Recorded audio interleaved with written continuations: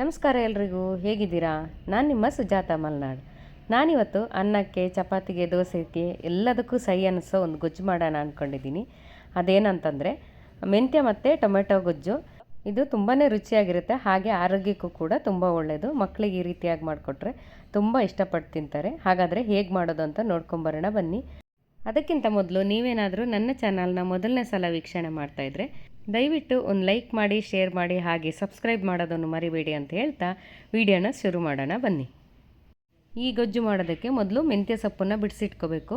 ಕಡ್ಡಿನ ಬಳಸಬಾರ್ದು. ಇಲ್ಲಿ ಮೆಂತ್ಯ ಸೊಪ್ಪಿನ ಚಿಗುರು ಮತ್ತು ಎಲೆಗಳನ್ನು ಮಾತ್ರ ಬಳಸಬೇಕು. ನೋಡಿ, ಈ ರೀತಿಯಾಗಿ ಕಡ್ಡಿನ ಹಾಕಬಾರ್ದು, ಬರೀ ಸೊಪ್ಪನ್ನಷ್ಟೇ ಬಿಡಿಸಿಟ್ಕೋಬೇಕು. ಈ ರೀತಿಯಾಗಿ ನೀಟಾಗಿ ಎಲ್ಲ ಬಿಡಿಸಿಟ್ಕೊಂಬಿಟ್ಟು ಇದನ್ನು ಚೆನ್ನಾಗಿ ಒಂದೆರಡು ಸಲ ತೊಳ್ಕೊಬಿಡಬೇಕು. ತೊಳ್ಕೊಂಬಿಟ್ಟು ಅದನ್ನು ಸಣ್ಣದಾಗಿ ಹೆಚ್ಚಿಟ್ಕೋಬೇಕು. ಈ ರೀತಿಯಾಗಿ ನೋಡಿ, ಈ ರೀತಿಯಾಗಿ ಚಿಕ್ಕದಾಗಿ ಹೆಚ್ಚಿಕೊಂಡ್ರೆ ಆಯಿತು. ಆಮೇಲೆ ಇದಕ್ಕೆ ಟೊಮೆಟೊ ಬೇಕಾಗುತ್ತೆ. ನಾನಿಲ್ಲಿ ಒಂದು 5-6 ಟೊಮೆಟೊನ ಹೆಚ್ಚಿಟ್ಕೊಂಡಿದ್ದೀನಿ. ಟೊಮೆಟೊ ಸ್ವಲ್ಪ ಜಾಸ್ತಿನೇ ಬೇಕಾಗುತ್ತೆ. ಮತ್ತು ಮೆಂತ್ಯ ಸೊಪ್ಪು 1.5 ಕಟ್ಟಷ್ಟು ಬಳಸಿದ್ದೀನಿ. ಇವಾಗ ಇದಕ್ಕೆ ಒಂದು ಒಗ್ಗರಣೆ ಹಾಕ್ಕೋಬೇಕಾಗುತ್ತೆ. ನಾನಿಲ್ಲಿ ಒಗ್ಗರಣೆಗೆ ತುಪ್ಪವನ್ನು ಬಳಸ್ತಾ ಇದ್ದೀನಿ. ತುಪ್ಪವನ್ನು ಬಳಸೋದ್ರಿಂದ ತುಂಬ ರುಚಿಯಾಗಿ ಬರುತ್ತೆ, ಅದಕ್ಕೆ ತುಪ್ಪನ ಹಾಕ್ಕೊಳ್ತಾ ಇದ್ದೀನಿ. ಎಣ್ಣೆನೂ ಸ್ವಲ್ಪ ಮಿಕ್ಸ್ ಮಾಡ್ಬೋದು ಬೇಕಾದರೆ. ಆಮೇಲೆ ಒಂದು 1/4 ಚಮಚದಷ್ಟು ಸಾಸಿವೆನ ಹಾಕ್ಕೊಳ್ತಿದ್ದೀನಿ. ಇವಾಗ ಟೊಮೆಟೊನ ಹೆಚ್ಕೊಂಡಿದ್ದೀನಲ್ಲ, ಅದನ್ನು ಪೂರ್ತಿಯಾಗಿ ಹಾಕ್ಕೊಂಡಿದ್ದೀನಿ. ಇದಕ್ಕೆ ಬರೀ ಬಾಂಬೆ ಟೊಮೆಟೊ ಹಾಕಬೇಡಿ, ಹುಳಿ ಟೊಮೆಟೊನೂ ಹಾಕಿ. ಯಾಕೆಂದರೆ ಈ ಹುಳಿ ಅಂಶ ಇದಕ್ಕೆ ಬೇಕಾಗುತ್ತೆ. ಅದಕ್ಕೋಸ್ಕರ ಅರ್ಧ ಬಾಂಬೆ ಟೊಮೆಟೊ ಹಾಕ್ಕೊಳ್ಳಿ, ಅರ್ಧ ಹುಳಿ ಇರುವಂಥ ನಾಟಿ ಟೊಮೆಟೊನ ಹಾಕ್ಕೊಳ್ಳಿ, ಆಗ ರುಚಿ ಚೆನ್ನಾಗಿರುತ್ತೆ. ಅದ್ರ ಜೊತೆಗೆ ನಾನಿಲ್ಲಿ ಒಂದು ಅರ್ಧ ಚಮಚದಷ್ಟು ಉಪ್ಪನ್ನು ಸೇರಿಸ್ಕೊಳ್ತಾ ಇದ್ದೀನಿ. ಉಪ್ಪು ಹಾಕಿದ ಮೇಲೆ 1-2 ಚಿಟಿಕೆಯಷ್ಟು ಅರಿಶಿನನೂ ಕೂಡ ಹಾಕ್ಕೋಬೇಕು. ಇದು ಟೊಮೆಟೊ ಹೆಂಗೆ ಬೇಯಬೇಕಂದ್ರೆ ಚಟ್ನಿ ಥರ ಪಚಡಿ ಆಗಬೇಕು. ಅಷ್ಟೋ ತನಕ ಚೆನ್ನಾಗಿ ಒಂದು ಮುಚ್ಚಳ ಮುಚ್ಚಿಟ್ಟು ಬೇಯಿಸ್ಕೋಬೇಕು. ಈಗ ನೀರು ಅಂತ ಹಾಕೋಕ್ಕೂ ಹೋಗೋದು, ಇಷ್ಟರಲ್ಲೇ ಬೆಂದರೆ ಸಾಕಾಗುತ್ತೆ. ಇವಾಗ ನೋಡಿ 2 ನಿಮಿಷ ಆಗಿದೆ, ಮುಚ್ಚಳ ತೆಗಿತೀನಿ. ಎಷ್ಟು ಚೆನ್ನಾಗಿ ಬೆಂದಿದೆ ಅಂದರೆ ಟೊಮೆಟೊ ಎಲ್ಲ ಪೂರ್ತಿ ಚಟ್ನಿ ಥರ ಆಗಿಬಿಟ್ಟಿದೆ, ಅಷ್ಟು ಚೆನ್ನಾಗಿ ಬೆಂದಿದೆ. ಇಷ್ಟು ಬೆಂದರೆ ಸಾಕಾಗುತ್ತೆ.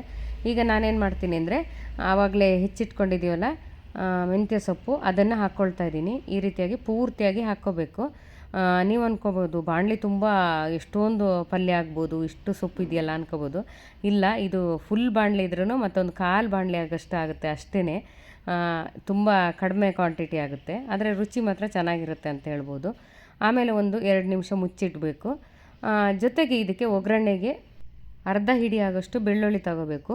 ಆಮೇಲೆ 1 ಚಮಚ ಆಗೋಷ್ಟು ಜೀರಿಗೆನ ತಗೋಬೇಕು. ಇಷ್ಟು ತಗೊಂಡ್ರೆ ಸಾಕು. ಆಮೇಲೆ ಇವೆರಡನ್ನು ಚೆನ್ನಾಗಿ ಜಜ್ಕೋಬೇಕು. ನೀವು ಕುಟಾಣಿಲಾದರೂ ಜಜ್ಕೊಳ್ಳಿ, ಇಲ್ಲ ಈ ರೀತಿಯಾಗಿ ಕಲ್ಲು ಬೇಕಾದರೆ ತೊಗೊಂಡು ಜಜ್ಕೊಳ್ಳಿ. ನಮ್ಮ ಕಡೆ ಈ ರೀತಿಯಾಗಿ ಕಲ್ಲಲ್ಲಿ ಜಜ್ಕೊಳ್ತೀವಿ ಜಾಸ್ತಿಯಾಗಿ, ಹಾಗಾಗಿ ನಾನಿಲ್ಲಿ ಕಲ್ಲಲ್ಲೇ ಜಜ್ಕೊತಿದ್ದೀನಿ.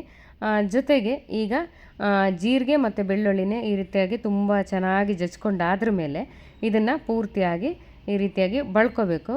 ಈಗ ಬಳ್ಕೊಂಬಿಟ್ಟು ಈಗ ಬೇಯ್ತಾ ಇರೋಂಥ ಮೆಂತ್ಯ ಸೊಪ್ಪಿಗೆ ಇದನ್ನು ಸೇರಿಸ್ಕೊಬಿಡಬೇಕು. ಇದು ಒಗ್ಗರಣೆಗೆ ಮೊದಲೇ ಸೇರಿಸ್ಬಾರ್ದು, ಈ ರೀತಿಯಾಗಿ ಆಮೇಲೇ ಸೇರಿಸ್ಕೋಬೇಕು, ಆವಾಗ ತುಂಬ ಚೆನ್ನಾಗಿರುತ್ತೆ. ಆಮೇಲೆ ಇದನ್ನು ಬೆರೆಸ್ಬಿಟ್ಟು ಚೆನ್ನಾಗಿ ಬೇಯೋದಕ್ಕೆ ಬಿಡಬೇಕು. ಇದು ತುಂಬ ಬೇಗ ಬೇಯಲ್ಲ, ಒಂದು 10 ನಿಮಿಷ ಆದರೂ ಸಮಯ ತಗೊಳುತ್ತೆ. ಅಷ್ಟೋ ತನಕ ಚೆನ್ನಾಗಿ ಬೇಯಿಸ್ಕೋಬೇಕು. ಸ್ವಲ್ಪ ನೀರಿನ ಅವಶ್ಯಕತೆ ಇದ್ದರೆ ಆಮೇಲೆ ನೋಡಿಕೊಂಡು ಹಾಕ್ಕೊಳ್ಳಿ. ನೋಡಿ, ಈ ರೀತಿಯಾಗಿ ಚೆನ್ನಾಗಿ ಬೇಯಕ್ಕೆ ಬಿಡಬೇಕು. ಇವಾಗ ಖಾರ ಪುಡಿನ ಹಾಕ್ಕೋಬೇಕು. ನಾನಿಲ್ಲಿ ಒಂದು 2 ಚಮಚ ಆಗೋಷ್ಟು ಖಾರ ಪುಡಿನ ಹಾಕ್ಕೊಂಡಿದ್ದೀನಿ.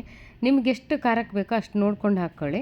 ಇದು ಸ್ವಲ್ಪ ಒಗ್ಗರಿನ ಅಂಶ ಇರುತ್ತೆ, ಯಾಕೆಂದರೆ ಮೆಂತ್ಯ ಸೊಪ್ಪಲ್ಲ, ಹಾಗಾಗಿ ಸ್ವಲ್ಪ ಒಗರು ಬಂದೇ ಬರುತ್ತೆ. ಆದರೆ ಗೊತ್ತಾಗೋದಿಲ್ಲ, ನಾವು ಟೊಮೆಟೊ ಎಲ್ಲ ಹಾಕಿದ್ದೀವಲ್ಲ, ಅಷ್ಟೇನು ಗೊತ್ತಾಗೋದಿಲ್ಲ. ಈ ರೀತಿಯಾಗಿ ತಿರುಗಿಸ್ಬಿಟ್ಟು 1-2 ನಿಮಿಷ ಹಾಗೆ ಬಿಡಬೇಕು ಚೆನ್ನಾಗಿ ಬೇಯೋದಕ್ಕೆ. ಇಷ್ಟೆಲ್ಲ ಬೆಂದಾದಮೇಲೆ ಈಗ ಕೊನೆಯದಾಗಿ ಇದಕ್ಕೆ ಸ್ವಲ್ಪ 1 ಚಮಚದಷ್ಟು ನಾನಿಲ್ಲಿ ತುಪ್ಪನ ಸೇರಿಸ್ಕೊಳ್ತಿದ್ದೀನಿ. ಕೊನೆಯದಾಗಿ ತುಪ್ಪವನ್ನು ಸೇರಿಸ್ಕೊಳ್ಳೋದ್ರಿಂದ ಭಾರಿ ರುಚಿ ಬರುತ್ತೆ, ಅದಕ್ಕೋಸ್ಕರ ನಾನು ತುಪ್ಪವನ್ನು ಸೇರಿಸ್ಕೊಳ್ತಿದ್ದೀನಿ. ಲಾಸ್ಟಿಗೆ ಹಾಕುವಾಗ ಜಾಸ್ತಿ ಹಾಕೋದು ಬೇಡ, 1 ಚಮಚದಷ್ಟು ಹಾಕ್ಕೊಂಡ್ರೆ ಬೇಕಾದಷ್ಟು ಆಯಿತು. ನೋಡಿ, ಇವಾಗ ಬಿಸಿ ಬಿಸಿಯಾದ ಟೊಮೆಟೊ ಮತ್ತು ಮೆಂತ್ಯ ಗೊಜ್ಜು ರೆಡಿ ಆಯಿತು. ನಾನಿವತ್ತು ದೋಸೆ ಮಾಡಿದ್ದೆ, ಹಾಗಾಗಿ ದೋಸೆ ಜೊತೆ ತಿಂತಾಯಿದ್ದೀನಿ. ರುಚಿ ಅಂತೂ ಅದ್ಭುತವಾಗಿತ್ತು. ನಿಮ್ಮನೇಲೂ ಈ ರೀತಿಯಾಗಿ ಗೊಜ್ಜು ಮಾಡ್ಕೊಂಡು ತಿನ್ನಿ ಅಂತ ಹೇಳ್ತಾ ಮುಂದಿನ ವಿಡಿಯೋದಲ್ಲಿ ಸಿಗ್ತೀನಿ. ಹೋಗಿ ಬರಲಾ? ನಮಸ್ಕಾರ.